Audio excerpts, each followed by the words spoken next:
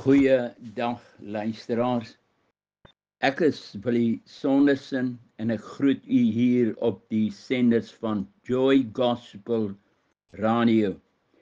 Ek nooi u vriendelik uit om saam met my te kuier hier op die program Wolke van Getuienisse.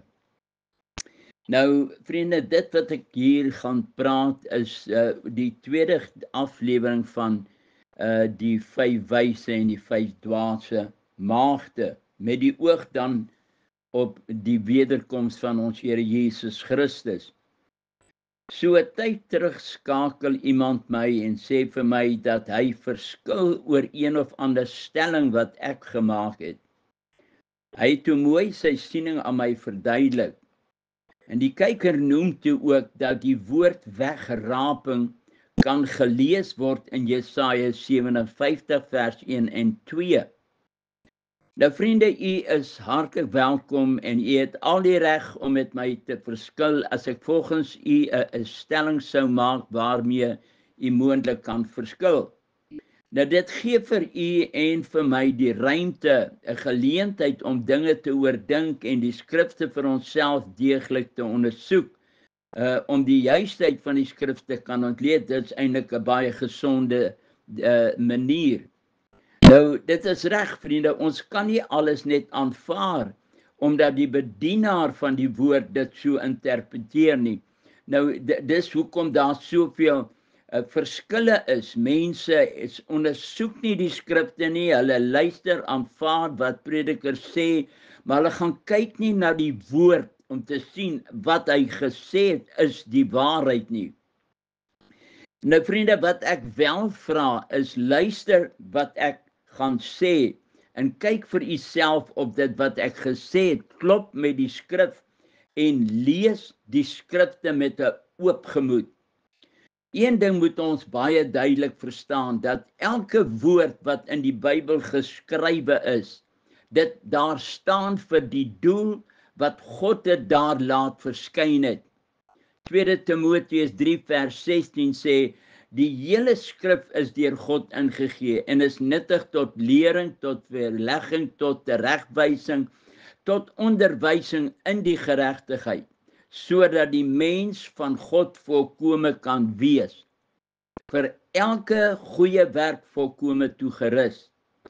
Nou vriende, 'n ander ding wat ons duidelik moet ook begryp is dat ons kan nie net een skrif vat en 'n evangelie daarop bou nie.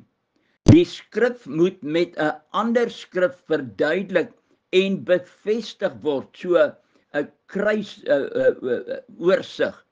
Nou vriende, laat my toe om 'n tipiese voorbeeld vir u voor te hou, en ek wil die skrif wat die kyker genoem het gebruik om net vir u so 'n bietjie verder te verduidelik. Nou, vriende, moet my asseblief nie verkeerd verstaan nie, ek wil nie veg of twis oor die Bybel nie, maar kom ons kyk wat sê Jesaja 57 vers 1.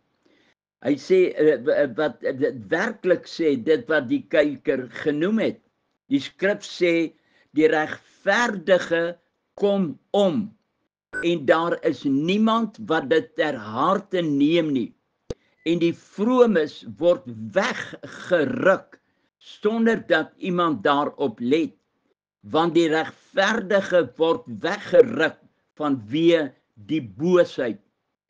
Nou vriende, die kyker wys toe aan my uit, dat daardie skrif praat van die wegraping, as hy sê die regverdiges en die vromes word weggeruk.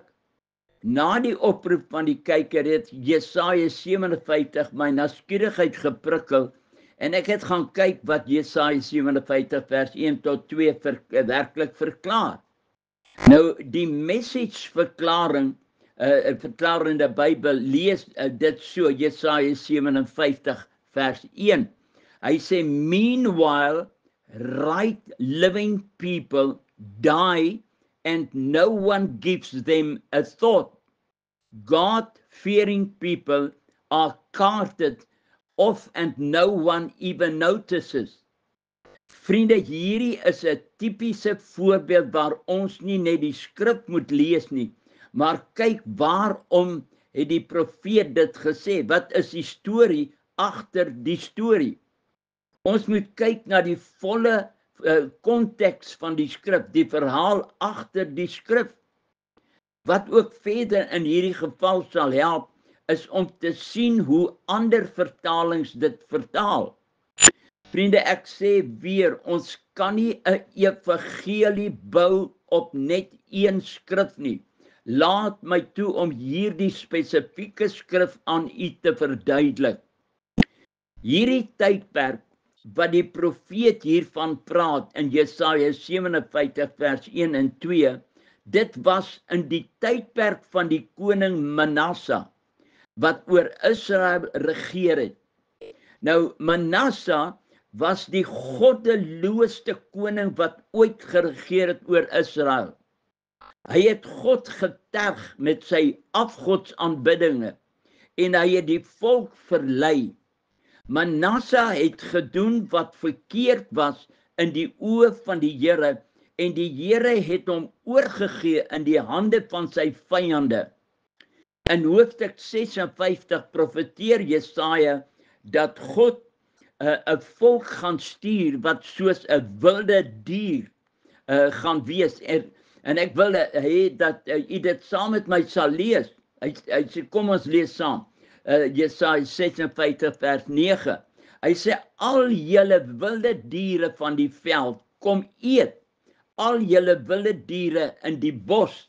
Nou hierdie selfde word ook in Openbaring herhaal waar die voëls geroep word om al die vlees te kom eet van die mense. Nou vriende, hier roep die vyand almal op om te kom deel in die buit, want God stuur die vyand om teen die goddelose Israel te gaan veg as gevolg van hulle koning wat so verkeerd gegaan het. In vers 10 praat God van die laksheid van Israel en hulle wagte is almal blind. Hulle merk niks nie. Met ander woorde, die leiers sien die ongeregtigheid, maar verroer nie 'n vinger om dit te keer of aan te spreek nie. Hulle is almal stom honde, sê hy, wat nie kan blaf nie, wat dromerig lê, lief is om te sluimer, vers 1, en die honde is gulsig, hulle ken geen verstadiging nie, en herders is hulle wat nie weet om op te merk nie. Almal loop hulle eie pad, elkeen na sy onregverdige wins. Almal saam kom sê hulle, laat ek wyn gaan haal en laat ons sterk drank drink en die dag van môre sal wees soos vandag, buitengewoon groot. Dit is nou hulle hele illusie wat hulle het. Nou vriende, dit was die tragiese toestand van God se volk en die wreedheid van Manasse toe hy geregeer het. Vir die vromes, vir die kinders van God wat God gedien het en die regverdiges, was dit 'n tyd van vervolging, 'n tyd van marteling. Dit was 'n tyd van verdrukking. Die regverdiges en die ware kinders van God, die vromes, is vermoor, gemartel en doodgemaak, soos dit beskryf word in Jesaja 57 vers 1. Die regverdige kom om. Die message sê, they die. En daar is niemand wat dit ter harte neem nie. Die message sê ook, hy sê, right living people die, and no one gives them a thought. God-fearing people are carted off, and no one even notices. Vriende, dit het niks te doen met die wegraping nie. Vriende, die bloed van die regverdige het gevloei ten tye van Manasse se regering, en daar was niemand wat daaroor bekommerd was nie. Die regverdige is gedood en die vromes wat lojaal teenoor God was, is uit die lewe uit verdruk en weggeruk. Hulle het gesterf ter wille van hulle geloof. Hulle was vermoor deur die wreedheid van die koning weens sy vervolging teen die regverdiges en die vromes, omdat hulle nie wou buig voor sy afgode nie. Vriende, u het al baie gehoor dat mense praat en ons sê baie keer daardie persoon was van ons is weggeruk deur 'n ongeluk of deur 'n siekte of deur die dood. Die vromes en die regverdiges is vervolg en vermoor. In hulle verdrukking was die dood vir hulle 'n uitkomste en hulle is verlos van die verdrukking. Hulle is weggeruk deur die dood en hulle die dood in die dood het hulle vrede gevind. Die message sê, the right living people are out of their misery. They finally at rest. They lived well and with dignity, and now they finally at peace. In 2 Konings 21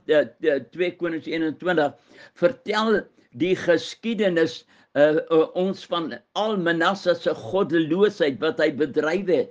Hy het self sy eie seun deur die vuur laat deurgaan en met golery en verklaring van voortekens omgegaan. En dode besweerders en waarsêers het hy aangehang. Nou, Manasse het ook volgens 2 Konings 21 ook vreeslik baie bloed vergiet deur die vromes en die regverdiges te vermoor. En die skrif beskryf dat hulle uit die lewe weggeruk is.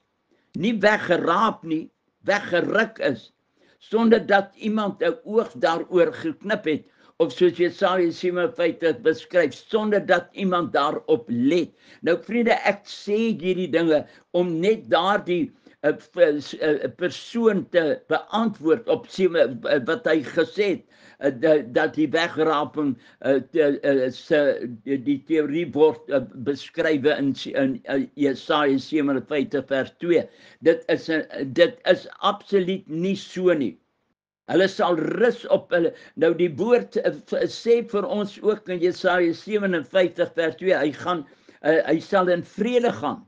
Hulle sal rus vind op hulle bedde, hy wat sy reguit pad loop. Hulle sal rus op hulle bedde, they shall rest in their beds. The grave is a place of peace. Vriende, in die graf is daar nie pyn nie, geen vrees, geen angs, geen verwyte. Die swaar kry van 'n goddelose koning se bloedspoor is verby en nou rus hulle. Soos Jesaja 57 vers 2 verklaar, hulle gaan in die vrede en in hulle in rus. Openbaring 14 vers 13, luister mooi wat ek nou gaan sê. Hy sê, en ek het 'n stem uit die hemel aan my hoor sê, skryf, salig is van nou af die dode wat in die Here sterwe, ja, sê die Gees, sodat hulle kan rus van hulle arbeid en hulle werk volg met hulle. Hulle die vroomdes en die regverdige is deur Manasse vervolg en vermoor, omdat hulle regverdig en vroom was. Binne in 'n land waar die lewende God geregeer het. Hy was hulle God en nou moes daar plek gemaak word vir die afvalligheid van 'n goddelose koning, deurdat hy afgodsaanbidding ingestel het. Hy het die ware God van Israel geterg en daarom het God 'n nasie gestuur om teen hulle te veg, soos die Engelse vertaling dit beskryf. They were taken away from more fearful approaching evils, where the righteous sleep in the hope of being awakened in the morning of the resurrection. Vriende, Jesaja 57 vers 1 en 2 praat oor die wat gemartel is, omdat hulle vroom en opreg was en hulle weggeruk, soos ek gesê het, en nie weggeraap nie, is hulle weggeneem en hulle te gaan rus gevind. Jesaja beskryf eintlik vir ons die dood van die martelaar tydens die bewind van Manasse. Maar nou sê die profeet, hulle rus op hulle bedde in die graf. Vriende, ons kan nie verkeerd gaan as ons skrif met skrif verduidelik nie. Ek wil dit graag dit by u duidelik maak, dat ek het nou omtrent die hele episode geneem om dit aan u te verduidelik, dat Jesaja 57 vers 1 en 2 praat nêrens van 'n wegraping nie. Ons kan dit nie probeer beskryf nie, vriende. Daar is iets anders wat my oog opgeval het en wat ek nie in die skrif kan sien nie. Daar word beweer dat na die wegraping, luister mooi, plaasgevind het, gaan die wat agtergebly het, wat aan die evangelie ongehoorsaam was, het hulle met hulle eie bloed moes betaal. Vriende, groot predikers, die vername manne met Mekka kerke vertel hierdie leuen dat ons met ons eie bloed gaan betaal. Ek wil hier graag 'n getuienis met u deel. Die aand wat ek en my swaar by die tafel gesit het en die gesprek gegaan het omtrent my en sy lewe, waarmee ons besig was op daardie stadium om die pad van die verderf te stap. Ons het saam die wêreld voluit gedien. Die vorige naweek was ons nog saam met so dronk by 'n Indiese troue daar in Nylstroom se wêreld. Ek was kwaad vir die Here omdat ek so verbrand het en dat ek my liggaam so lyk. En ek het aan moontlike 'n tipiese depressie gelei. En ek drank het ek daardie depressie kon versmoor het. En ek was kwaad vir God omdat ek so lyk soos ek vandag lyk. Nou daardie Sondag aand aan die tafel waar net ek en my swaar gesit en gesels het my swaar skielik hierdie lewensbelangrike, maar uiters ongemaklike vir my in daardie oomblik 'n vraag aan my gevra. Hy sê vir my, Willie, wat gaan gebeur as Jesus nou moet kom? Waar gaan ek en jy ons oë oopmaak? Op die trant wat ek en jy ons lewens nou besig is om te lei, dronkpartytjie en dronk raak en al daai goed. Waar dink jy gaan ons beland?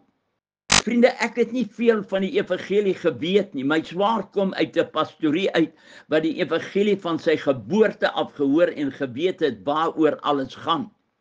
Ek het nie eens geweet van 'n wegrapping, ek het nie eens geweet van al hierdie goed nie.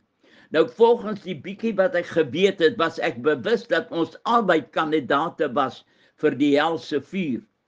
My swaar se vraag het my ongemaklik laat voel en ek het hom nie geantwoord nie, maar ek was deeglik bewus dat ons op pad hel toe was met ons lewenstyl wat ons op daai tyd gevoer het.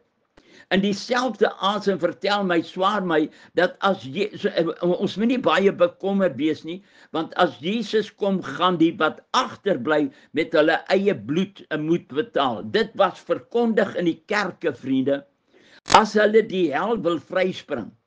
Ek het op daardie oomblik 'n uitkomste gesoek vir hierdie ongemaklike situasie waarin ek nou is, dat ons nou praat oor die Here se dinge en oor die ewigheid en alles. En ek het gevoel, wel, dis nie wat ek wil, weet nie, ek wil aangaan met my lewe. Nou, waarom ek nie nou lus is om my te bekeer ook nie. Nou, die eerste gedagte wat by my opgekom het, en ek noem dit toe aan my swaar, in 'n tipe van 'n grap. Ek sê my, ag Jack, dan wag ons maar tot daardie tyd na die wegraping dan kom, dan gaan ons mos met ons eie bloed betaal as ons wil hemel toe gaan. Nou, vriende, waarom sal ons dan nou kwel? Hoekom sal ons nou hierdie lekker lewe wat ons nou lewe? Ons gedink dis geluk, maar ons het nie besef waarmee is ons besig nie. Laat ons voortgaan en ons lewens voluit geniet en lekker jol in die wêreld. Dan het ons mos geen bekommernis nie, ons gaan ons met ons eie bloed betaal, Christen wat so hard moet stry om net gereed te wees as Jesus gaan kom nie. Al wat jy dan gaan gebeur, ons sal maar net met ons eie bloed moet ons saligheid moet koop. Dis die grootste leuen, vriende. Laat ons die lewe voluit geniet, het ons gedink. Dank God dat ek daardie aand, die 28ste Maart 1971 tot bekering gekom het, my hart vir Jesus gegee het. Want as ek sou wag totdat ek met my eie bloed moes betaal, sou ek vir ewig verlore gewees het. Vriende, na die wederkoms gaan daar nie weer 'n kans wees nie. As ons kyk wat in die tyd van Noag en die 5 dwaase maagde gebeur het, die deure is vir ewig gesluit en niemand het 'n tweede kans gekry nie, vriende. Niemand het 'n tweede kans gekry nie. Die deure is gesluit. God self het daai deure gesluit. Ek sou vir ewig verlore gewees het as ek daarop moes reken dat ek met my eie bloed moes gaan betaal wanneer Jesus die sogenaamde wegraping plaasgevind het. Vriende, nadat ek die Bybel begin bestudeer het, na ek bekering gekom het, die Bybel gevat en gaan bestudeer het, kon ek geen skrif kry wat verklaar dat die wat agterbly met hul eie bloed gaan betaal nie, in die groot verdrukking nie. Ek vra u om aandagtig te luister wat ek nou vir u gaan vertel, en dit is vir u om dan te besluit. Vriende, die mense wat agtergebly het nadat die kerk opgeraap is, moet dus sondaars gewees het, wat dit dus nie gemaak het nie, en die hel is hul voorland. Met ander woorde, al wat oorgebly het op die aarde is 'n aarde vol sondaars. Teen wie gaan die antichrist weg? Want die kerk is mos nou nie hier nie. Teen wie gaan hy weg? Want die verlossers is opgeraap in die kerk, juig saam met die Here vir ewig op goue strate op die aarde. Gaan ons dan die vind wat agtergebly het, 'n klomp sondaars, onder hulle is daar ook Christene. Die Bybel sê pertinent dat hulle wat die dier en sy beeld, die merk van die dier en sy beeld aanbid het en gevat het, is verlore vir ewiglik. Vriende, en as ons wag tot die weerkoms plaasvind, het ek ook is hulle almal verlore, hierdie mense wat agtergebly het. Niemand het gebetaal nie, want daar gaan ons nou nie, daar's geen gees nie, daar's niks nie, volgens die teorie van die wegraping teorie. Jesus se eie woorde in Matteus 24 vers 48. Hy sê, maar daardie slegte diensknegt het in sy hart gesê, my Heer tel hom om te kom. En hy het sy medediensknegte begin slaan en saam met die dronkaards begin eet en drink. Dan sal die Heer van die diensknegt kom op 'n dag dat hy dit nie verwag nie en op 'n uur dat hy dit nie weet nie. Vriende, let op wat sê Jesus, wat gaan met daardie slegte diensknegt gebeur, en neem kennis dat hy tel van die onder die wat hel toe gaan. Vers 51 sê Jesus, en sal hom pynig en hom 'n deelgenoot van die geveinstes maak. Daar sal 'n geween wees, geknars van die tande. Die geween en die geknars van die tande moet beslis die hel wees, vriende. Hierdie diensknegt het nie 'n tweede kans gekry nie, en dit nadat die wederkoms reeds plaasgevind het volgens wat Jesus gesê het. Na die verdrukking van daardie dae sal die son verduister word en die seun van die mens gaan in die teken van die seun van die mens gaan verskyn. Daardie man is in die poel van vuur gewerp, ook so die 5 dwaase maagde, wat nie voldoende olie gehad het nie. Vriende, moenie vergeet dat dit Jesus se eie woorde was nie, soos hy in vers 25:10 die verhaal vertel het van die 5 dwaase maagde wat gegaan het om olie te gaan koop. Terwyl hulle weg was, het die bruidegom gekom, en die wat gereed was, het saam met hom ingegaan na die bruilofsaal. En die deur is gesluit. Later kom toe die ander maagde ook en sê, meneer, maak vir ons oop. Maar hy antwoord en sê, voorwaar ek sê vir julle, ek ken julle nie. Vriende, sal u met my saamstem, dat hierdie 5 dwaase maagde was vir ewig verlore, want die deur is gesluit. Hulle het geen tweede kans gekry nie. Matteus 25 vers 44 sê, vertel Jesus vir ons dat hulle wat hom honger en dors gesien het en die in die gevangenis kom besoek het nie, dan sal hulle hom ook antwoord en sê, Here, wanneer het ons die honger en gesien en dors, of 'n vreemdeling of naak of siek of in die gevangenis en u nie gedien nie, dan sal hy vir hulle antwoord en sê, voorwaar ek sê vir julle, vir sover julle dit nie gedoen het aan een van hierdie geringstes nie, het julle dit aan my ook nie gedoen nie. en hulle sal weggaan in die ewige straf, maar die regverdiges in die ewige lewe. Vriende, nêrens sê Jesus dat dit die wat agtergebly het met hulle eie bloed gaan moet betaal nie, om aanspraak te kan maak op die ewige lewe nie. 1 Petrus 3 vers 18 sê, want Christus het ook eenmaal vir die sondes gely.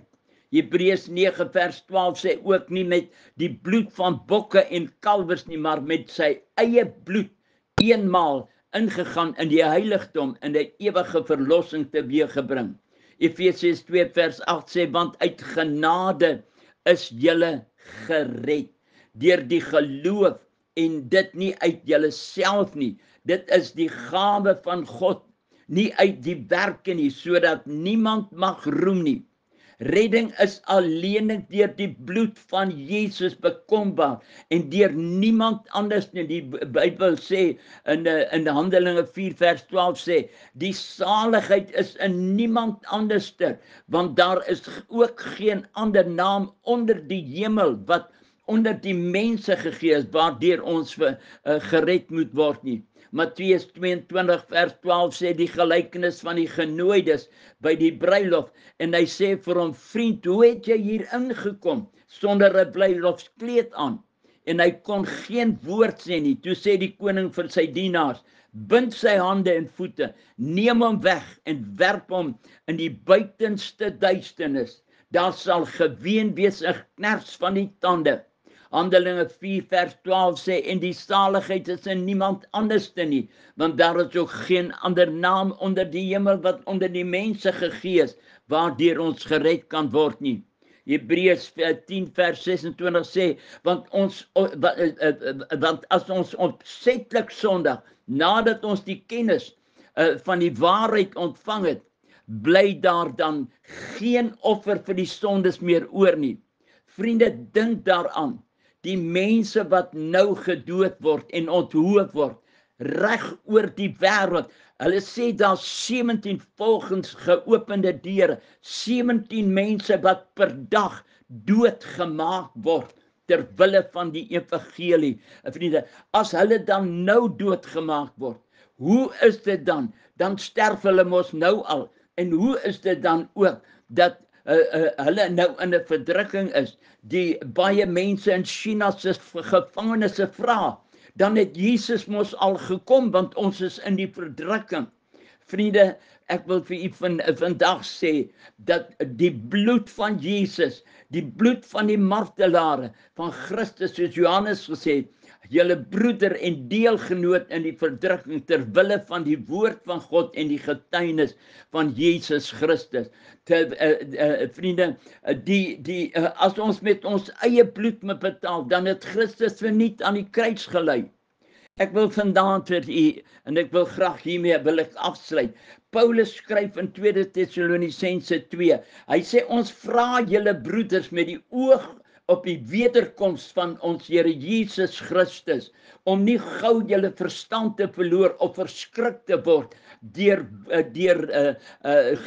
woord of deur getuienis of deur brief wat van ons afkomstig, asof die dag van die Here al daar is. Maar eers, dit moet julle weet en moenie mislei word nie. Eers moet die afval kom en die mens van sonde geopenbaar word, wat in die tempel van God sal sit en voorgee dat hy God is. Mense, ons kan nie die leuen glo nie, want die leuen is 'n onwaarheid, en as ons die leuen glo, sal ons die ewige lewe nie kan beerwe nie. Mag die Here hierdie boodskap seën tot volgende week. Here seën naam. Amen.